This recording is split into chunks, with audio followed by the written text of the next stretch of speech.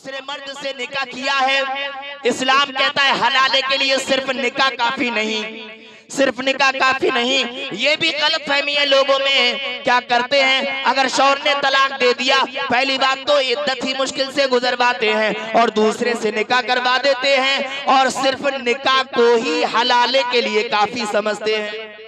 आज ये देखो रुत कौन सी चल रही है, हवा कौन सी चल रही है। ये देखो, हमारे बच्चों को ये बातें पता होना निहायत ही जरूरी है। और एक बाप अपनी जवान बेटी के सामने गाली देने में नहीं शर्माता है। अल्लामा साहब, एक बाप अपनी जवान बेटी के सामने पूरे घर में अंडरवियर पहनकर हाथी की तरह घूमने में नहीं शर्माता है हजरत। हाँ, बुरा नहीं मानने की बात है मेरे दोस्तों। एक जवान भैया अपनी जवान बहन के सामने अपने पार्ट्स ऑफ बॉडी, जो प्राइवेट पार्ट्स हैं, उनको जाहिर करने में नहीं शर्माता है, लेकिन मसाइल शरइया बताने में शर्म लगती है। अल्लाह अकबर। मैं कहना चाहता हूँ, अपने घर में अपने अपने अपने लिए मनकूहा भी ऐसी ढूंढो जो इल्म दीन की जानने वाली हो, ताकि तुम्हारे बच्चों की परवरिश करे। तुम्हें अपनी लड़कियों को मसाइल बताने की जरूरत ना पड़े, तुम्हें अपने बच्चों को दीनी तालीम, वो मसाइल जिनको हया के पर्दे में रखा जाता है, उनको बयान करने की जरूरत ना पड़े। आपकी वाइफ अपनी लड़की के सामने खुद इतने मसाइल बयान कर दे। ए मेरे दोस्तों, लेकिन अगर नहीं है कोई औरत ऐसी, तो बाप अपनी बेटी के बालिगा होने से पहले अपनी बच्ची को खुद हया के पर्दे में रहते हुए, अपने अल्फाज को संवारते हुए अपनी बेटी को ये मसाइल सिखा सकता है। समझे? अब तो माशाअल्लाह लड़कियों के मदरसे भी खुल गए, मदरसों में एडमिट कीजिए अपनी बच्चियों को। समझ रहे हैं आप?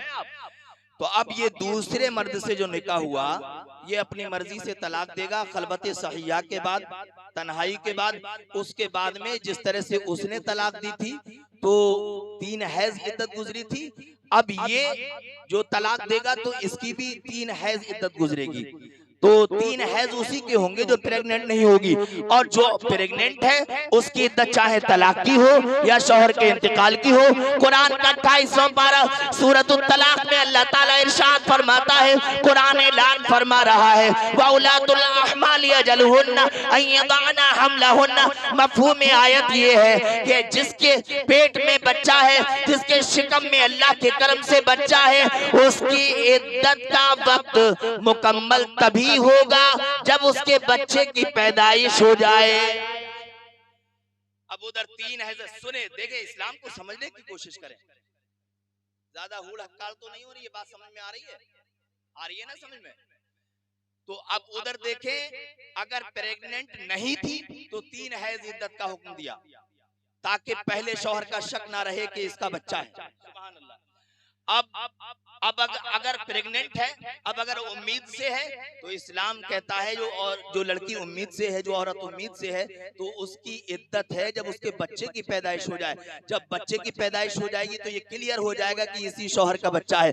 अब पहले शौहर से उसके तलाक देने के बाद और इद्दत वगैरह या बच्चे की पैदाइश के बाद उससे इद्दत करे, उससे निकाह कर सकती है। इस हलाले का बयान, बाज लोग हलाले का इनकार करते हैं। हलाले का इनकार करना, आप जानते हैं, हलाले का इनकार करने वाला काफिर है, क्योंकि जिसका हुक्म कुरान अजीम के अंदर आया हो उसका इनकार करने वाला काफिर है। अल्लाह ताला के कुरान का आप दूसरा पारा पढ़ करके देखें, आपको हलाले का बयान मिल जाएगा। अल्लाह ताला इरशाद फरमाता है कि उन औरतों के लिए जायज ही नहीं है जो तलाक पा चुकी हैं, उनके लिए जायज ही नहीं है कि वो किसी दूसरे से मर्द से निकाह करे जब तक के वो पहले मर्द की इद्दत ना गुजार। समझ रहे आप दोस्तान गिरामी? ये मैंने एक बात बताई। अच्छा, एक बात एक बुजुर्ग की रोशनी में मैं बताऊं, उसके बाद मैं चल रहा हूं, क्योंकि मुझे लगता है कि मेरी तकरीर हो गई। ठीक है। एक बुजुर्ग के पास में एक शख्स सवाल लेकर के आया कि हजरत ये बताओ कि एक औरत को 4 मर्द रखने की इजाजत क्यों नहीं है, जबकि एक मर्द को 4 औरतें रखने की इजाजत है? सवाल समझ गए आप? ए लल्ला, थोड़ा सा सुन ले, हमों को भी सुन दो थोड़ा सा। हाँ, जरा मोहब्बत से बोलिए सुभान अल्लाह। सवाल क्या है, एक मर्द को 4 औरतें रखने की इजाजत है, वो भी शराइत के साथ। फ़इन खिफ्तुम अल्ला तादिलू फवाहिदा, अगर खौफ है कि उनके दरमियान जो है अदल ना कर सकेगा, इंसाफ ना कर सकेगा, तो फवाहिदा, तो एक ही रखे, है एक ही रखे। लेकिन सवाल किया, हजरत आप ये बताइए, एक मर्द को 4 औरतें रखने की इजाजत है, जबकि एक औरत को 4 मर्द रखने की इजाजत क्यों नहीं है? ये मैं रुत के हिसाब से बोल रहा हूं ताकि आप जवाब देने के काबिल हो जाएं। दोस्तान गिरामी, तो बुजुर्ग ने कहा अच्छा क्या कहना चाहते हो? तो साइल ने कहा, सवाल करने वाले ने कहा, मैं ये कहना चाहता हूं कि इस्लाम ने क्या मर्दों के बराबर राइट और हुकूक नहीं दिए हैं औरत को? क्या मर्द के बराबर बराबरी नहीं दी है? तो बुजुर्ग ने फरमाया ठीक है, मैं तुम्हारा सवाल समझ गया, अब यहाँ बैठो मेरे पास। बुजुर्ग ने 1-2 मिनट वहां बिठाया और इरशाद फरमाया, ये 4 बर्तन रखे हुए हैं मेरे पास, खाली बर्तन, और ये 4 बकरियां बंधी हुई हैं, 4 बकरियां बंधी हुई हैं। इन चारों बर्तनों में तरतीबवार हर बकरी का दूध निकाल करके लाओ। ये ध्यान रखना कौन सी बकरी का कौन सा दूध है। तो चारों बकरियों का दूध निकाला गया। जब वो लेकर के आया चारों बर्तनों को, बुजुर्गों ने इरशाद फरमाया कि अब ये बताओ, ये पहले नंबर की बकरी है, इसका दूध कौन सा है? तो कहा ये है। कहा दूसरे नंबर की बकरी? कहा ये है। कहा तीसरे नंबर की बकरी का दूध? कहा ये है। कहा चौथे नंबर की बकरी का दूध? कहा ये है। कहा ठीक। बुजुर्ग ने फरमाया, अब ये एक बर्तन है खाली, ये एक बर्तन है खाली, अब ले जाओ ये बर्तन और एक ही बर्तन में चारों बकरियों का दूध निकाल करके लाओ। उसने कहा ठीक है, मुझे तो मसला समझना है। वो गया और एक ही बर्तन में चारों बकरियों का दूध निकाल करके लाया। बुजुर्ग ने फरमाया, जब हर बकरी का दूध अलग था तो आपने बता दिया कौन सी बकरी का दूध कौन सा है, लेकिन जब चारों बकरियों का दूध एक ही में है, अब मुझे अलग करके बताओ कि कौन सी बकरी का दूध कौन सा है। कहा हजरत आप ये कैसी बात कर रहे हैं, ये भला कैसे मुमकिन होगा कि चारों बकरियों का दूध एक ही बर्तन में है, उनको अलग अलग कर दिया जाए? अल्लाह अकबर। बुजुर्ग ने कहा मसला समझ में आया कि नहीं? कहा नहीं आया, थोड़ा विस्तार से समझा दीजिए, थोड़ा खुलासे के साथ फरमा दीजिए।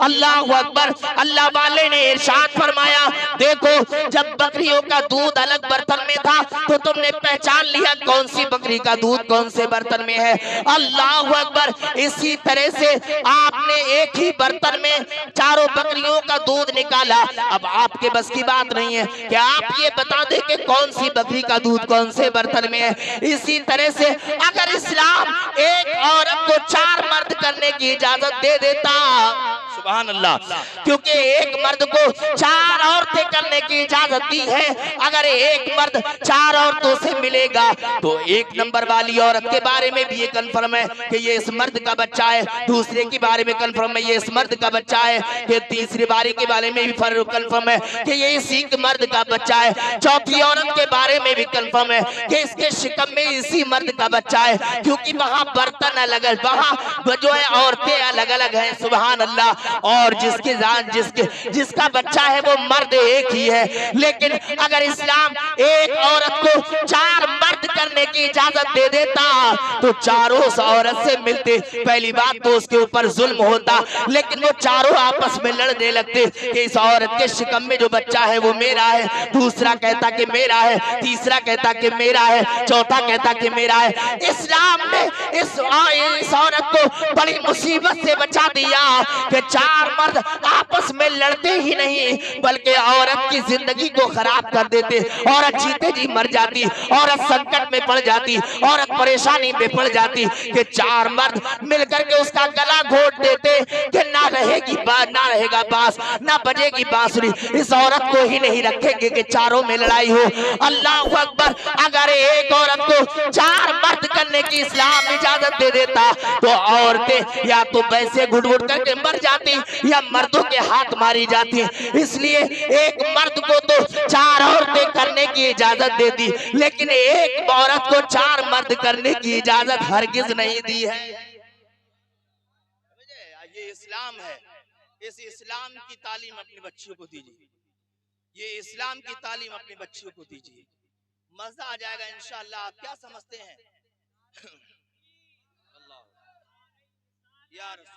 नारे गौसियत मसलके आला हजरत फैजान औलिया इकराम तालीमी कॉन्फ्रेंस कारी अतीकुर रहमान शाहिदी साहिब किबला। नारे तकबीर, नारे रिसालत, जिंदाबाद भैया जिंदाबाद। सब कुछ है मियां इल्म से ही। अगर इल्म है तो ये सब बातें बिल्कुल बिल्कुल सूरज से भी ज्यादा रोशन है कि आप किताबों में पढ़ लें आंखें खुल जाएंगी।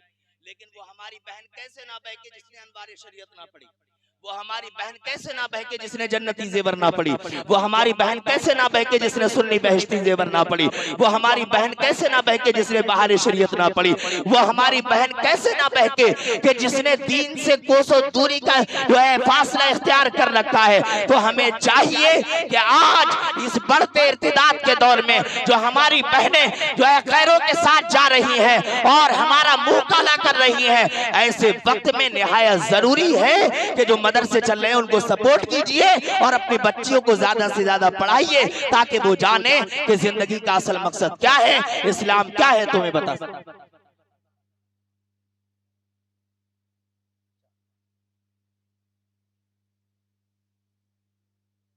माशाअल्लाह, बहुत अच्छी बात है। अल्लाह इन उलमा इकराम को सलामत रखे। खुशखबरी दी है हजरत ने के अनवारे शरीयत एक किताब है, देखने में बहुत छोटी है लेकिन मकाम बहुत बड़ा है।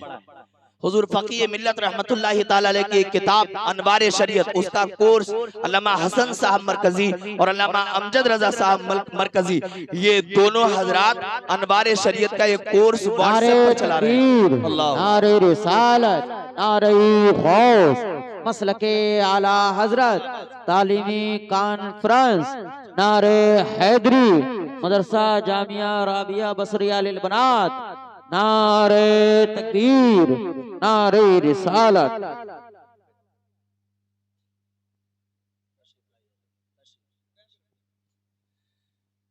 दोस्तान गिरामी, अब ये दोनों हजरात माशाल्लाह इनकी काविशें हैं और आधी किताब होने वाली है। अच्छा, उर्दू के साथ साथ हिंदी में भी है।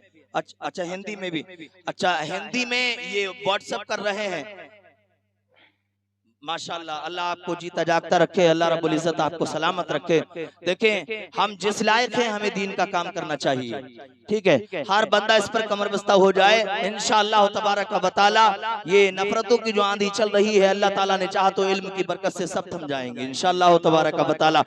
सरकार दो आलम सल्लल्लाहु अलैहि वसल्लम ने इरशाद फरमाया, तलबुल इल्मी फरीदतुन अला कुल्ली मुस्लिम, इल्म दीन का तलब करना, हासिल करना हर मुसलमान पर फर्ज है, इसमें औरतें भी दाखिल हैं। दोस्तान गिरामी, बस मेरी इस चंद देर की गुफ्तगू को अल्लाह ताला अपनी बारगाह में शरफ कबूलियत अता फरमाए, ठीक है। अल्लाह तबारक व तआला